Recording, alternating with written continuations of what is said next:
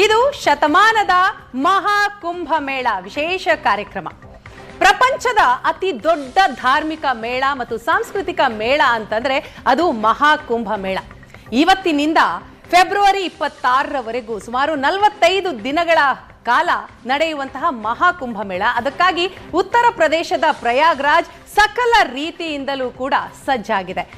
ಈ ಮಹಾಕುಂಭ ಮೇಳಕ್ಕೆ ನಾಗಸಾಧುಗಳು, ಸಾಧು ಸಂತರು, ಅಘೋರಿಗಳು, ಭಕ್ತರು ಆಗಮಿಸೋದೆ ಬಹಳ ವಿಶೇಷ. ಇಲ್ಲಿ ಭಕ್ತಿಯ ಪರಾಕಾಷ್ಠೆ ಅನಾವರಣ ಆಗುತ್ತೆ. ಸನಾತನ ಮಹಾಕುಂಭ ಮೇಳಕ್ಕೆ ಈಗಾಗಲೇ ಅದ್ದೂರಿ ಚಾಲನೆ ಕೂಡ ಸಿಕ್ಕಿದೆ. 4 ವರ್ಷಕ್ಕೊಮ್ಮೆ ಕುಂಭಮೇಳ ನಡೆಯುತ್ತೆ.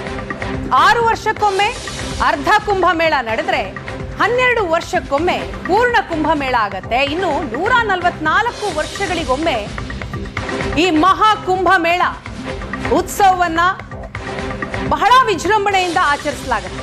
ಇದಕ್ಕೂ ಕೂಡ ಬಹಳಷ್ಟು ಹಿನ್ನೆಲೆ ಇದೆ, ವಿಶೇಷತೆ ಇದೆ, ಐತಿಹಾಸಿಕ ಕ್ಷಣ. ಆ ಕ್ಷಣಕ್ಕೆ ನಾವು ನೀವೆಲ್ಲರೂ ಕೂಡ ಸಾಕ್ಷಿಯಾಗಿದ್ದೀವಿ.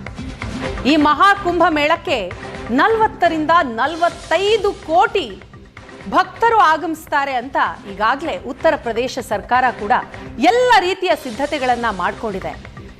ಪ್ರಯಾಗ್ರಾಜ್ನ ನೇರ ಪ್ರಸಾರದ ದೃಶ್ಯವನ್ನ ನೀವು ನೋಡ್ತಾ ಇದ್ದೀರಿ. ಬೆಳಗ್ಗಿನ ಜಾವ ಎಲ್ಲಿ ನೋಡಿದರಲ್ಲೂ ಕೂಡ ಜನವೋ ಜನ. ಯಾಕಂತಂದ್ರೆ ದೇಶ ಮಾತ್ರ ಅಲ್ಲ, ವಿದೇಶದಿಂದಲೂ ಕೂಡ ಮಹಾಕುಂಭ ಮೇಳಕ್ಕೆ ಸಾಕ್ಷಿಯಾಗೋದಿಕ್ಕೆ ಜನ ಬರ್ತಾರೆ, ಭಕ್ತರು ಬರ್ತಾರೆ, ನಾಗಸಾಧುಗಳಿರ್ತಾರೆ, ಅಘೋರಿಗಳಿರ್ತಾರೆ. ಇಂತಹ ಮಹಾಕುಂಭ ಮೇಳಕ್ಕೆ ಎಲ್ಲ ರೀತಿಯ ಸಿದ್ಧತೆಯೂ ಕೂಡ ಆಗಿದೆ. ಶತಮಾನದ ಆಚರಣೆ ಇದು.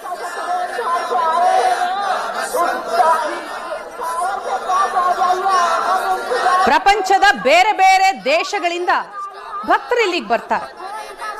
ಇಲ್ಲಿನ ತ್ರಿವೇಣಿ ಸಂಗಮ, ಗಂಗಾ, ಯಮುನಾ ಮತ್ತು ಸರಸ್ವತಿ ಈ ನದಿ ತಟದಲ್ಲಿ ಸ್ನಾನ ಮಾಡಿ, ಪುಣ್ಯ ಸ್ನಾನ ಅಂತ ಕರೆಯಲಾಗುತ್ತೆ, ಶಾಹಿ ಸ್ನಾನ ಅಂತ ಹೇಳಲಾಗತ್ತೆ. ಇಲ್ಲಿ ಸ್ನಾನ ಮಾಡಿದ್ರೆ ಮೋಕ್ಷ ಸಿಗುತ್ತೆ, ಪಾಪ ಎಲ್ಲವೂ ಕೂಡ ನಾಶವಾಗುತ್ತೆ ಅನ್ನುವಂತಹ ನಂಬಿಕೆ ಭಕ್ತರದ್ದು. ಹಾಗಾಗಿನೇ ಬೇರೆ ಬೇರೆ ದೇಶಗಳಿಂದ ಭಕ್ತರು ಇಲ್ಲಿಗೆ ಬರ್ತಾರೆ, ಭಕ್ತಿಯ ಪರಾಕಾಷ್ಠೆಯನ್ನ ಮೆರಿತಾರೆ. ಈ ಮಹಾಕುಂಭ ಮೇಳವನ್ನ ಚಿತ್ರೀಕರಿಸಬೇಕು ಅಂತ ಈಗಾಗಲೇ ಆಫ್ರಿಕಾ, ಅಮೆರಿಕ, ಆಸ್ಟ್ರೇಲಿಯಾ ಸೇರಿದ ಹಾಗೆ 82ಕ್ಕೂ ಅಧಿಕ ದೇಶಗಳು ಸರ್ಕಾರಕ್ಕೆ ಮನವಿ ಕೂಡ ಸಲ್ಲಿಸಿದೆ. ಅದು ವಿಶೇಷತೆ. ಇದು ನಮ್ಮ ಭಾರತದ ಸಾಂಸ್ಕೃತಿಕ ಮೇಳ, ಧಾರ್ಮಿಕ ಮೇಳ, ಅತಿ ದೊಡ್ಡ ಧಾರ್ಮಿಕ ಉತ್ಸವ ಇದು. ಈ ಉತ್ಸವನ್ನ ಕಣ್ತುಂಬಿಸಿಕೊಳ್ಳೋದಿಕ್ಕೆ ಅಂತಲೇ ಕೋಟ್ಯಾಂತರ ಜನ ಬರ್ತಾರೆ. ಸಾಮಾನ್ಯವಾಗಿ ನಮ್ಮ ದೇಶದಲ್ಲಿ ಉತ್ಸವಗಳಾಗುತ್ತೆ, ರಥೋತ್ಸವ ನಡೆಯುತ್ತೆ, ಜಾತ್ರೆಗಳಾಗುತ್ತೆ. ಅಷ್ಟೇ ಯಾಕೆ, ಕ್ರೀಡಾಕೂಟಗಳಾಗುತ್ತೆ, ಕ್ರೀಡೋತ್ಸವ ನಡೆಯುತ್ತೆ. ಆದರೆ ಅಲ್ಲಿ ಸೇರುವಂತಹ ಜನಸಂಖ್ಯೆ ಲಕ್ಷಾಂತರ. ಆದರೆ ಈ ಮಹಾಕುಂಭ ಮೇಳಕ್ಕೆ ಕೋಟ್ಯಾಂತರ ಜನ ಬರ್ತಾರೆ. ಪ್ರಪಂಚದ ಬೇರೆ ಬೇರೆ ದೇಶಗಳಿಂದ ಜನ ಬಂದು ಇಲ್ಲಿನ ಸಾಂಸ್ಕೃತಿಕ ಮೇಳದಲ್ಲಿ ಭಾಗಿಯಾಗಿ, ಧಾರ್ಮಿಕ ಮೇಳದಲ್ಲಿ ಭಾಗಿಯಾಗಿ ತಮ್ಮ ಜೀವನದ ಆಸೆಯನ್ನ ಈಡೇರಿಸಿಕೊಳ್ತಾರೆ. ಪ್ರಾಚೀನ ದಶಾಶ್ವಮೇಧ ಘಾಟ್ನಲ್ಲಿ ಗಂಗಾ ಸ್ನಾನ ಆಗುತ್ತೆ.